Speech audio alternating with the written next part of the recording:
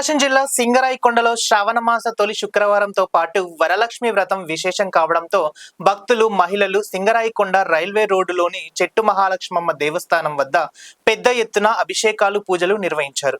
ప్రత్యేకించి ఆ ప్రాంతంలోని ఆర్యవైశ్య మహిళలు చెట్టు మహాలక్ష్మి తల్లికి విశేష పూజలు చేసి పారాయణాలు చేపట్టారు. వరలక్ష్మి వ్రతం సందర్భంగా మహిళలు అమ్మవారికి అభిషేకాలు చేశారు. శ్రీ చెట్టు మహాలక్ష్మమ్మ దేవస్థానం నందు శ్రావణ మాసం సందర్భంగా గాజులతో అలంకరణ అందరినీ ఆకట్టుకుంది. ఉత్సవ మూర్తికి కంకణాభిషేకం, పూలు, బంగారం, వెండి, పట్టు వస్త్రాలు, నూతన నగదు మొదలైన వాటిని అమ్మవారికి కానుకలుగా సమర్పించారు.